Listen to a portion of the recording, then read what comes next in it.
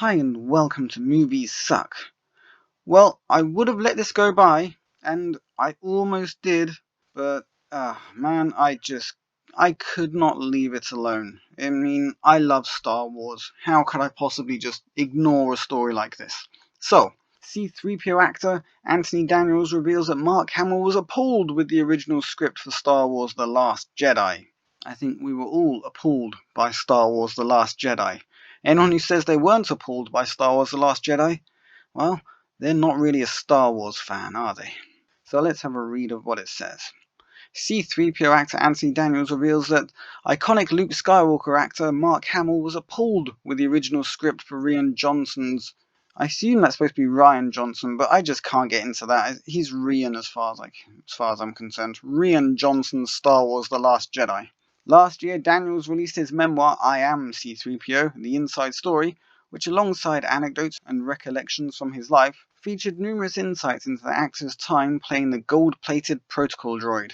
As brought to recent attention by Disney Star Wars is Dumb, and reported on at the time by Sci-Fi Wire, one such insight included an exchange between Daniels and Hamill in which the actor who portrayed the once proud Jedi Knight told his Star Wars co-star that he was appalled with the treatment of their iconic characters, as written in the original script for The Last Jedi.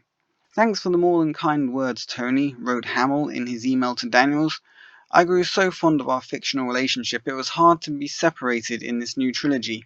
You and R2 were my family, and they certainly didn't dare to take Chewie away from Han. I was appalled that in the original script for Episode 8, I just walked by without even acknowledging you. I was grateful that Rian let us at least have that brief farewell moment, even if it was only a nod and a wink. Perhaps it was fitting, as there are no words to convey the depths of Luke's gratitude to his faithful sidekick, just as there are no words to express mine to you. Thank you for a lifetime of fond memories, friend, concluded Mark Hamill. Daniels described Hamill's email as the most touching message I and 3PO ever had. In an interview given around the promotion of his memoir, Daniels noted that the sequel films had been particularly difficult for Mark Hamill, because the new movies haven't given him much to do, and emphatically stated that he could certainly recognize that and relate to it. In these new movies, I have felt like a table decoration, and that is very difficult because I recognize this character, 3PO, is worth so much more, said Daniels. That is just my personal disappointment. I get paid whether or not he does anything, but it would be nice for him to have a purpose. Yep, it's entirely understandable, because C-3PO and all of the original characters, they were just there for the nostalgia. They weren't important, no one cared about them, no one was interested, at least no one who was making the films. And Mark Hamill was extremely disappointed by what happened. If you go back and read, this is on Huffington Post, yeah, I know. So it says, Mark Hamill just lays it in on why he disliked how director Rian Johnson had him play Luke Skywalker in the Star Wars The Last Jedi. He's not my Luke Skywalker, Hamill, who originated the part of the iconic space opera 4 decades ago, proclaimed of his role in the new movie. Yeah, it's just, I absolutely hate that film. The Last Jedi shows a character in hiding, and Hamill appeared to take issue with that. I said to Rian, Jedis don't give up. I mean, even if he had a problem, he would maybe take a year to try and regroup. But if he had made a mistake, he would try and right that wrong. So right there we had a fundamental difference. But it's not my story anymore.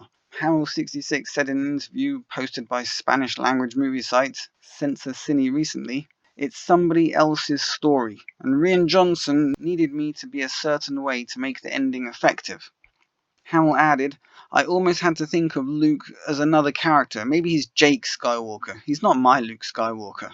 He also said, I still haven't accepted it completely, but it's only a movie, Hamill said.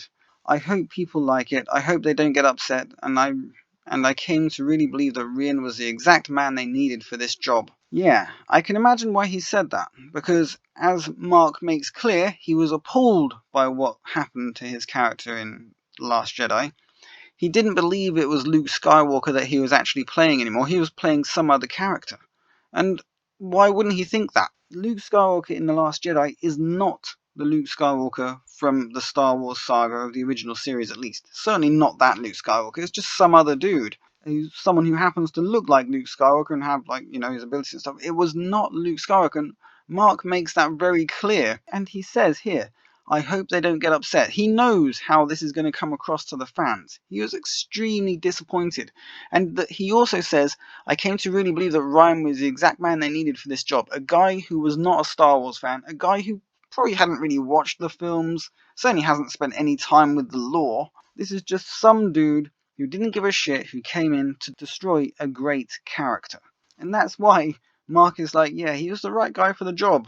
The guy who didn't give a shit. Not one. And then let's look over here. Mark Hamill Regrets. I found this disappointing. Mark Hamill regrets voicing doubts and insecurities about Luke Skywalker. He says here, I regret voicing my doubts and insecurities in public, he tweeted. Creative differences are a common element of any project, but usually remain private. All I wanted to make is a good movie. I got more than that. Rian Johnson made an all-time great one. This is where he has to start sucking up to Disney. Because no doubt Disney weren't happy with his comments. And let's face it, he was being too truthful. As he says down here, this is the next generation of Star Wars. So I had to almost think of it as another character. I had to do what Rian wanted me to do because it serves the story well. I still haven't accepted it completely. He can't accept it. How could he accept what they did to his character? What they did to Han? They did wrong by him. Not just a little bit of wrong, not just a small slap in the face like making him ignore 3PO and R2. It was a complete destruction of the mythos of Luke Skywalker. Complete destruction. And then finally we come to this one, this story about Mark Hamill saying he felt tricked by Luke's death in The Last Jedi. Mark said of Last Jedi, he said, that's what I was hoping for when I came back. Obviously, he was hoping that Carrie Fisher, Harrison Ford, and himself would all get together again. That's what we all wanted. And then in the first movie, they killed Han Solo. Yeah, they killed Han Solo. Just saying that is just goddamn the stupidest thing you can imagine. Second movie, they killed Luke Skywalker. The next stupidest thing you could possibly have to say about a Star Wars movie. And then Carrie Fisher, well, she really did die. So, well, there we go. They're all gone, essentially. Just unbelievable. So Mark said, that's what I was hoping for when I came back. No cameos and a run of the trilogy contract. Did I get any of those things? Because as far as I'm concerned, the end of episode 7 was really the beginning of episode 8. Yeah, he wasn't in the first movie. As he says here, I got one movie. They totally hornswoggled me, which means tricked me. He said they totally ripped him off. He thought he was going to be in the 3 films. He thought he was going to be in the trilogy. No, he was in the second movie, and then they got rid of him again because Rian Johnson had no goddamn idea what he was doing. That man should never be allowed near a movie script. That guy should never be allowed near a movie ever. At least certainly not one that people give a damn about. Maybe they should allow him to do his own stuff, where he can fuck it up as much as he wants, but don't let him near something that people care about. Anyway, Hamill said that though he felt tricked by the outcome, he has largely made peace with the decision to kill his character. It's not something that worries me, because it's all about the new generation, as it should be. And then his thoughts on Han Solo's death. I just thought Luke's never going to see his best friend again. You look at it in a self-centered way. I said that it was a big mistake that those 3 people would never reunite in any way. Hamill went on to say that Han's death did not seem to affect the larger audience in the long run. Well, the people that don't give a damn anyway. And those are people who are not Star Wars fans. People who are fine with that are not Star Wars fans. People that are fine with Luke's death are not Star Wars fans. Anyway, as he said, Luke, Han, and Leia will never be together again. And I'll probably never work with Harrison again.